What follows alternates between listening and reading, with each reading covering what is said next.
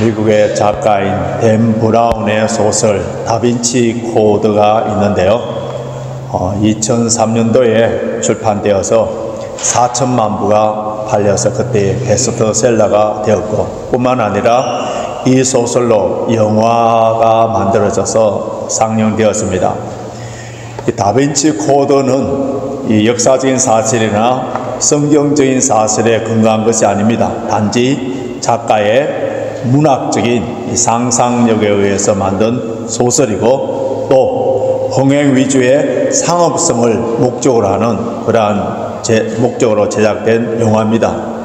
그 소설에 의하자면은 이 레오나르도 다빈치가 예수님의 최후의 만찬의 그 그림에서, 자, 최후의 만찬 그림 한번 봐보세요. 예수님의 오른쪽에 첫 번째 있는 사람, 그 사람이 사도 요한인데, 이 사람이 사도 요한이 아니고 막달라 마리아인데, 소설 이야기라고 합니다.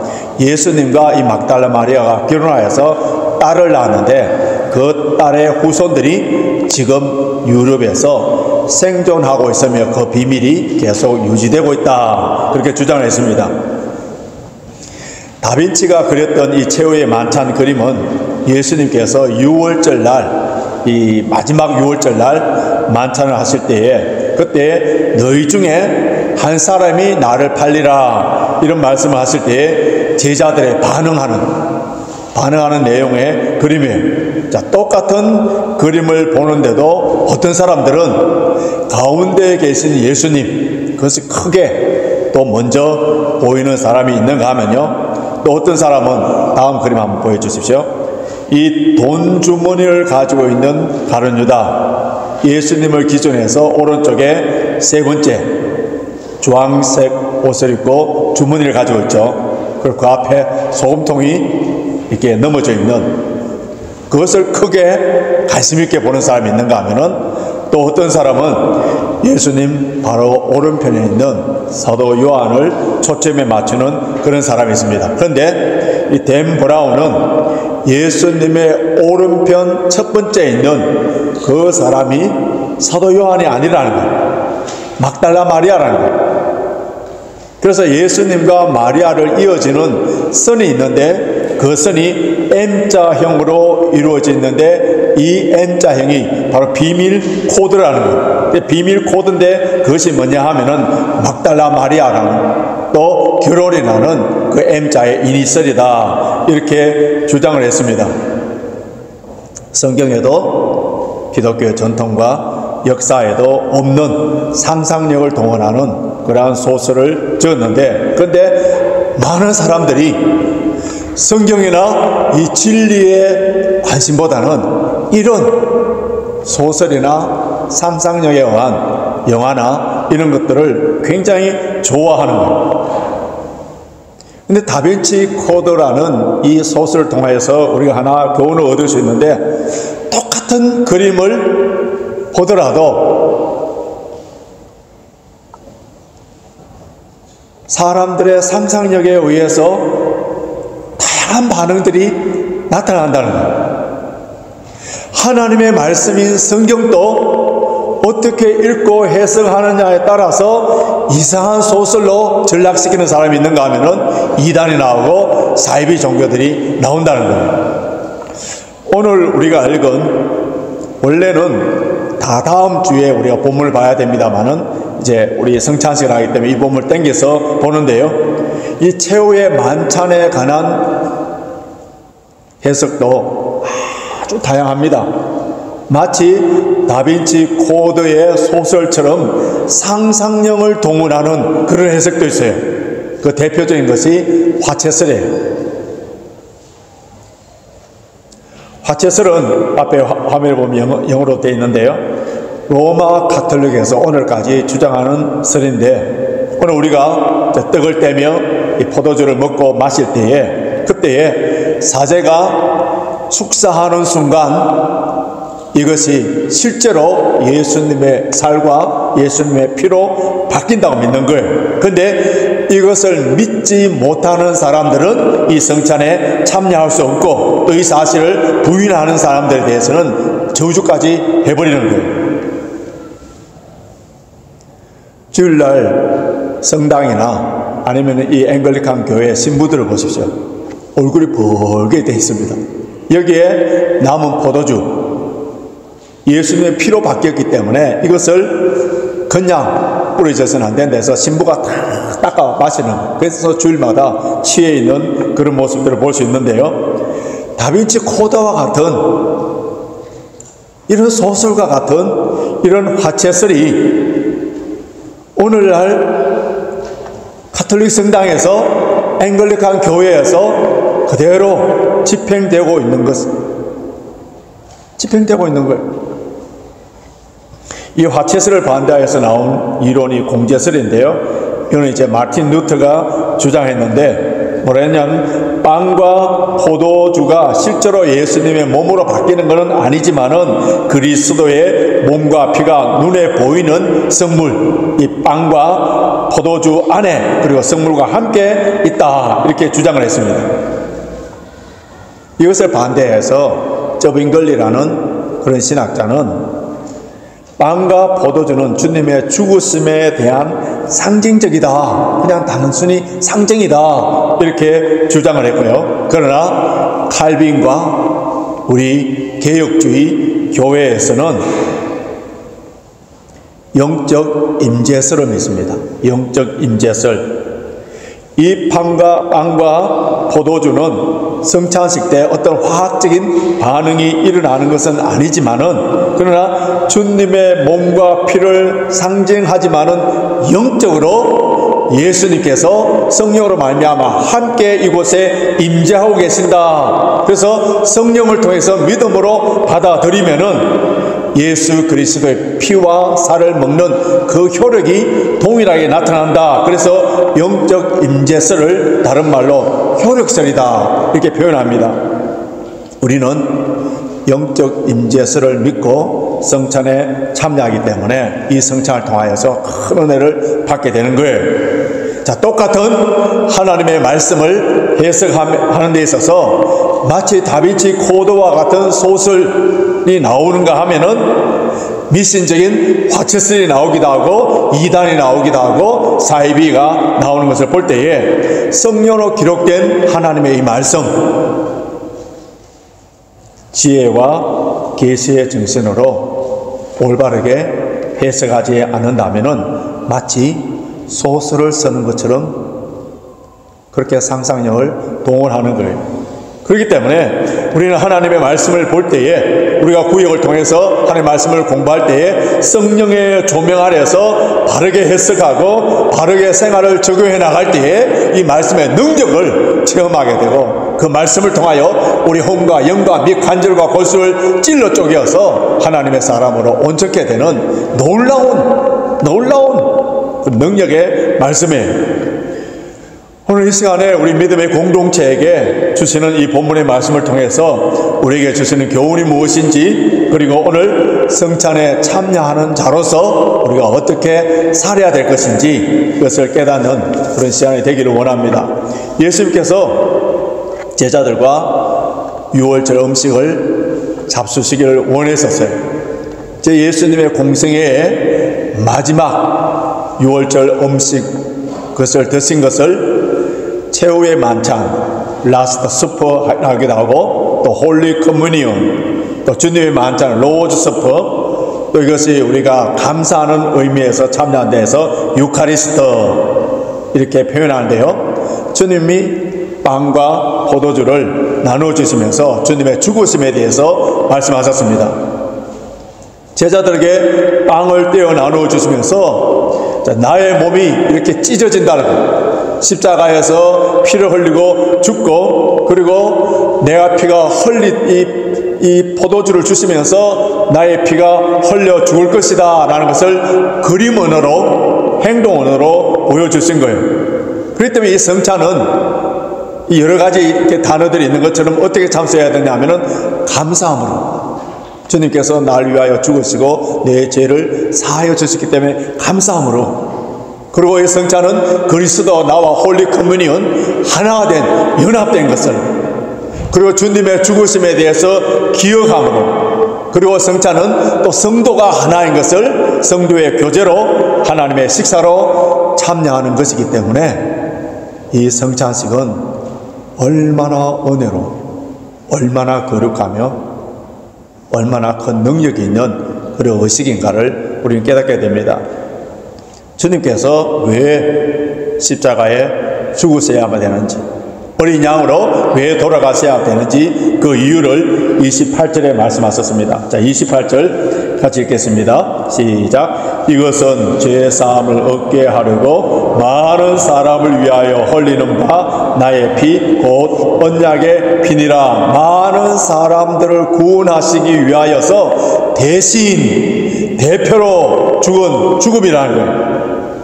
예수님께서 우리 죄를 위하여서 십자가에 죽으심으로 누구든지 예수를 믿으면은 죄와 사망에서 해방되고 구원을 받게 된다는 거예요. 그렇기 때문에 예수님께서는 유월절날 제자들과 함께 식사를 하시면서 그 주님의 죽으심과 그리고 그 죽으심에 대한 효력을 설명하신 거예요. 구약 이스라엘 백성들이 그들이 출애굽한 날을 기념하기 위해서 유월절을 지킴과 같이 우리를 구원하여 주신 그 주님의 기쁘신 사랑과 은혜를 기억하면서 뿐만 아니라 나는 그리스도 구원받은 하나님의 자녀로서 어떻게 살아야 되며 나는 어떤 존재인가를 그 정체성을 깨닫는 것이 바로 이 성찬에 참여하는 거예요. 그렇기 때문에 이 성찬에 참여함으로 말미암아 우리 그리스도인의 아이덴티티 그리고 내가 어떻게 살아야 될 것인가를 다시 한번 생각하는 그런 기회이기 때문에 목사가 설교를 할 때는 귀로 듣는 메시지라면은 이 성찬은 우리가 눈으로 그리고 손으로 만지는 메시지라 할 수 있습니다. 예수님께서 직접 제정하시고 예수님이 다시 오시는 그날까지 주의 몸된 교회에 맡겨준 이 성찬식이 계속적으로 이어져야 되는데 이 성찬의 참된 의미를 바로 깨닫게 하기 위해서 본문에 나오는 중요한 4가지 동사에 관심 있게 살펴봐야 되는데요. 자, 26절 보십시오. 26절 같이 있습니다. 시작. 저희가 먹을 때에 예수께서 떡을 가지사 축복하시고 떼어 제자들을 주시며 가라사대 받아 먹으라 이것이 내 몸이니라 하시니라. 자, 26절에 4가지 중요한 동사가 나옵니다. 가지사, 그 다음 축복하시고 떼어 주셨다. 자, 이 동사를 통하여서 우리는 어떠한 존재이며 우리 아이덴티티가 무엇이며 우리가 어떻게 살아야 될 것인가 교훈을 받을 수 있는데요. 첫 번째는 take, 가지사. 우리는 어떤 존재냐면은 선택받은 존재라는 거예요. 예수님께서 한 빵을 취하셨습니다. 가졌습니다. 많은 빵 중에서 그 성찬을 위하여 선택된 빵인데요. 마찬가지로 많은 사람들 가운데 우리를 택하여 주셨다는 이 사실을 우리는 기억해야 됩니다. 우리가 하나님을 선택하여서 여러 종교들 가운데에 여러 신들 가운데에 하나님을 선택하여서 이 자리에 나와서 예배 드리는 것이 아니라 하나님께서 우리를 먼저 선택해 주셨습니다.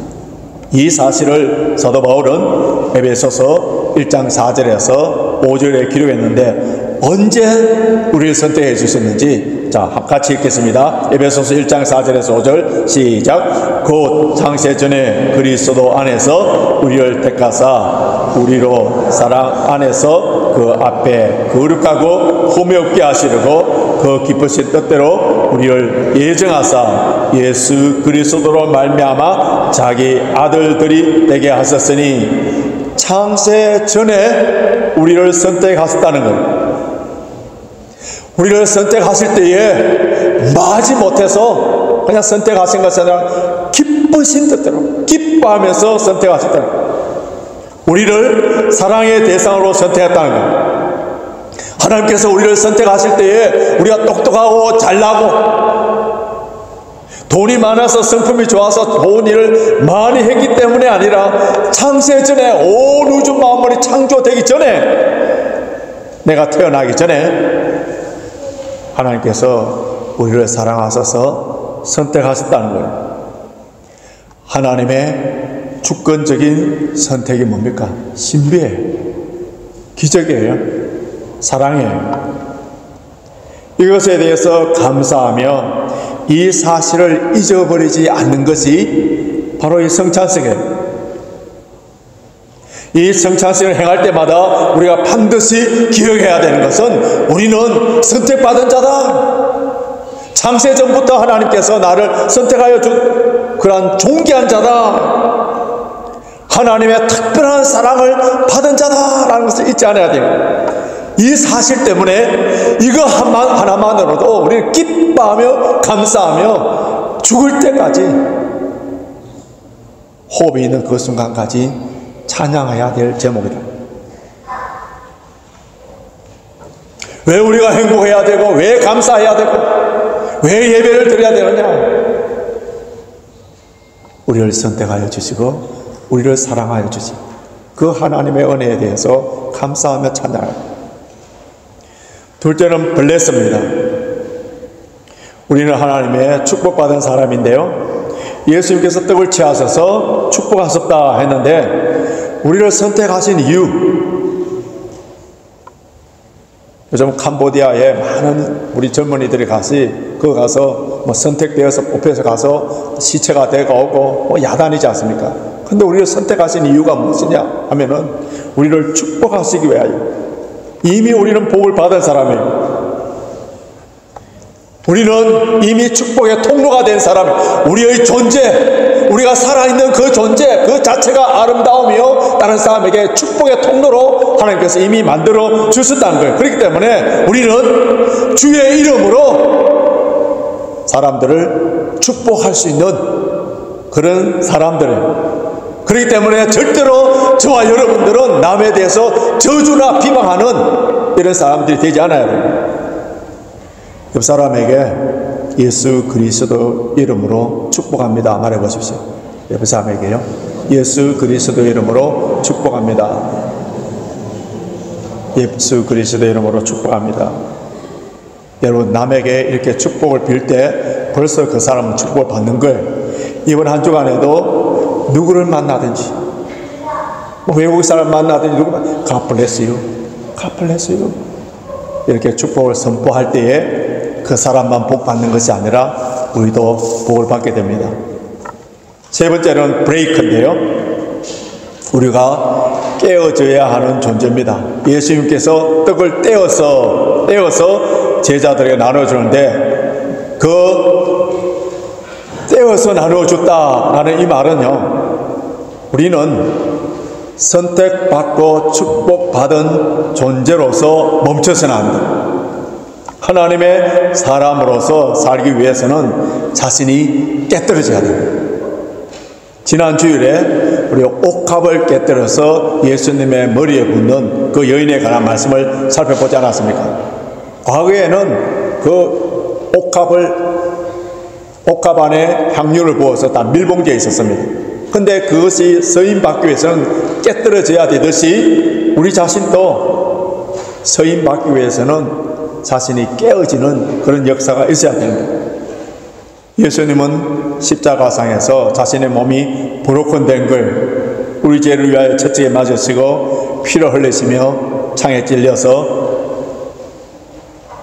모든 피와 물을 다 쏟았었어요. 그리스도인의 정체성, 깨어져야 하는 존재, 깨어져야 하는 존재. 여러분, 자신이 깨뜨려지지 않고는 절대로 나눌 수가 없어요. 성찬식을 할 때마다 우리 주님처럼 내 자신이 깨어져야 되는 존재라는 것을 우리는 기억하고 생각해야 됩니다. 넷째로는 기버, 마지막으로 나누어주는 그런 삶이 되어야 되는데요, 나눔이 이제 성찬의 이 마지막 절정이라 할 수 있습니다. 주님께서 떡과 이제 잔을 제자들에게 나누어 주셨으면서 떡을 가지시고 빵을 가지고 이것은 나의 몸이다. 잔을 나누시면서 이것은 나의 피다, 언약의 피라 했었습니다. 우리 주님께서는 우리를 구원하시기 위하여서 생명을 나누어 주신 것입니다. 요한복음 6장 53절 보면은 인자의 살과 피를 먹지 않으면 생명이 없다 했었어요. 우리가 예수를 믿는다 하는 것은 주님의 생명을 받아 먹는 자다, 그런 의미인데요. 그렇다면은 우리도 주님처럼 우리 생명을 나누어 주는 자가 되어야 되는 거예요. 우리의 성찬에 참여할 때마다 잊어버리지 않아야 되는 것은 생명을 나누는 자, 복음을 나누는 자, 물질과 시간과 달란트와 은사를 나누어 줘야 되는 사실을 잊어버리면 안 되는 거예요. 나누어 주자 하는 이 말 자체가 우리에게는 참 부담이 되지 않습니까? 별로 가진 것도 없는데 무엇을 나누어 줘야 되느냐, 나에게는 전혀 해당되지 않는 말처럼 들릴 수가 있는데요. 사실 저와 여러분들은 나눌 것이 없어서 못 나눈 것이 아니라 나누어 줄 마음이 없기 때문에 나누어 주지 못하고 있는 거예요. 인기 절정의 여배우로서 편안하고 안락한 삶을 안주하지 아니하고 월드비전 홍보대사로서 소말리아, 인도, 르완다, 방글라데시 이런 빈민촌을 누비면서 나눔과 봉사활동을 실천했던 김혜자 권사님, 그녀의 자서전적인 소설 베스트셀러가 됐는데요. 꽃으로도 때리지 말라, 꽃으로도 때리지 말라. 그 책에서 자신의 경험에서 깨달은 것을 밝혀놨는데 한번 들어보십시오.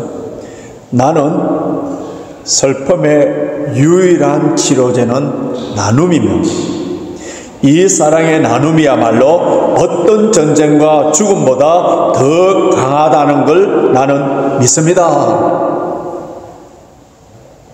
그리고 꽃으로도 때리지 말라라는 그 책 첫 장에 배우보다는 은퇴한 후에 더 아름다웠던 유명한 오드리 헵번, 그녀의 유언의 말을 적어놨습니다. 아마 아시는 분들이 많을 텐데요. 다시 한번 들어보십시오. 매력적인 입술을 가지려면 친절한 말을 하라. 사랑스러운 눈을 가지려면 사람들 속에서 좋은 것을 발견하라. 날씬한 몸매를 원하면 배고픈 사람들에게 음식을 나눠주라. 아름다운 머릿결을 가지려면 하루에 한 번 아이로 하여금 그 머릿결을 어루만지게 하라. 균형 잡힌 걸음걸이를 유지하려면 당신이 결코 혼자가 아니라는 것을 기억하며 걸어라. 물건뿐만 아니라 사람도 새로워져야 하고 재발견해야 하며 활기를 불어넣어야 한다. 어떤 사람도 무시해서는 안 된다. 당신이 도움의 손길이 필요할 때 당신 역시 팔끝에 손을 갖고 있음을 기억하라. 나이를 먹으면서 당신이 알아야 할 것은 당신이 두 개의 손을 갖고 있는 이유이다. 한 손은 당신 자신을 돕기 위해, 그리고 나머지 한 손은 다른 사람을 돕기 위해서라는 것을. 우리는 이 런던 땅에서 지금 살고 있고 이 선진국에서 많은 은혜와 영적이든 물질적이든 환경적이든 이미 많은 은혜와 복을 받았음에도 불구하고 왜 불평 불만이 가득하며 감사하지 못하는 이런 불행한 삶을 사는지 아세요? 나누어지지 않으니까 그렇습니다. 꼭 물질만이 아니에요. 가장 중요한 나눔인 영원한 생명, 복음, 이미 우리에게 주신 축복들, 이런 것들을 나눠줘야 됩니다. 내 우리의 본성과 재성은 더 가지려고 하고 더 모으려고 하고 나에게 집중되려고 하는 그 순간 우리의 행복은 다 파탄나 버립니다. 자신이 깨어지는 은혜가 있을 때에 그때 나눔의 역사가 시작됩니다. 이제 말씀을 정리해 보겠습니다. 참된 성찬식의 이 영성은 교회 안에서 행하는 성찬식으로 끝나버리면 안 됩니다. 예배든 모든 기도든 이 교회당 안에서 주일 하루에서 끝나버린다면 안 되는 거예요. 우리의 삶 전체가 하나의 성찬식으로 변화시켜 나가야 되는데요. 오늘 우리가 교회당 안에서 성찬에 참여하는 이 성찬식이 일상의 삶의 성찬식으로 이어져 나가야 됩니다. 그러기 위해서는 나눔이 생활화되어야 됩니다. 이 오늘 거룩한 성찬에 참여하신 우리 레인지파교회 모든 성도 여러분들은 이번 한 주 한동안에 참된 생명을, 복음을 나누는 삶을 사시고요. 물질을 나누시고 시간을 나누시고 사랑을, 격려를, 위로를, 주님의 은혜를 나누시길 바랍니다. 주님의 이름으로 나누는 그 삶의 형장터 속에 우리 예수님을 만나게 되고 그곳에서 기적의 역사가 일어나고 그곳에서 치유의 역사가 일어납니다. 주는 자의 삶이 가장 행복하다는 그 사실을 이번 주 삶의 현장터의 성찬식을 통하여서 우리 모든 성도들이 그 삶을 체험하는 귀한 은혜가 있기를 주님의 이름으로 축원합니다.